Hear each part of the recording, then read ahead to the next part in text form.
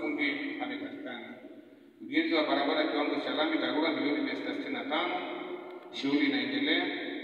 Mradi wa kununua ng'ombe milioni 65, tayari ng'ombe hizo zimeshafika. Mradi wa mbuzi milioni 4,400,000, mbuzi zimeshanunuliwa, wameshakabidhiwa na kikundi. 20 mashine imeshanunuliwa. Ujenzi wa nyumba ya mkurugenzi milioni 180, kazi inaendelea.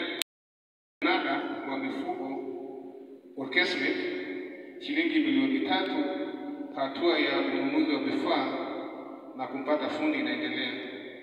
Mwenyekiti, halmashauri pia imeweza kutupatia kibali cha matumizi ya milioni 26 kwa ajili ya ujenzi wa vyoo katika shule ya Simanjiro Sekondari, inayoleta jumla ya bilioni 1 milioni 34 na laki 8.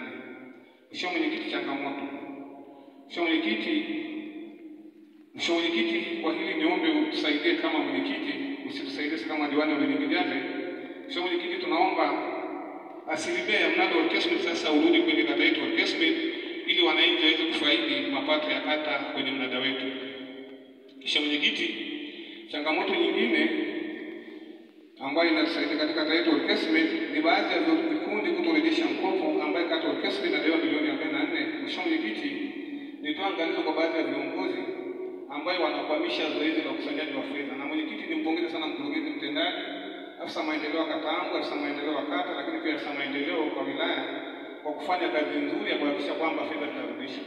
Mheshimiwa Mwenyekiti, kazi hiyo ni nzuri na kweli watu wanarejesha fedha, lakini changamoto ni baadhi ya vikundi tukificha kwa mgongo wa viongozi, na mtu anapiga simu kwa afisa maendeleo, kwa mtendaji wa kata, na mtu kakamatwa anasema achiwa. Tabia kama hilo isijirudie na watu waendelee kusanya fedha ili watu wengine wapate kukopa.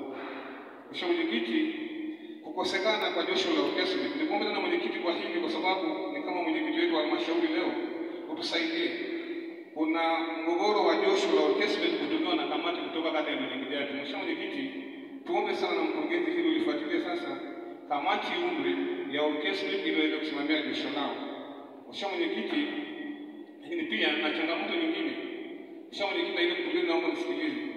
Ninataka taarifa rasmi ya milioni 46 ambazo zimetoka kwenye zahanati ya Orkesmet na kwamba imeenda kununua vifaa tiba, na baadaye kuonekana vile vifaa tiba vikuja Orkesmet bali imeenda kwenye kata zingine. Sasa niombe taarifa rasmi ili nidhihirishe kama ni kweli shilingi milioni 46 hiyo imeenda kununua vifaa tiba kwenye vijiji vingine ambao wanasema ilikuwa haina akaunti, ikawa imepita kwenye kata ya Orkesmet. Kwa hiyo ilikuwa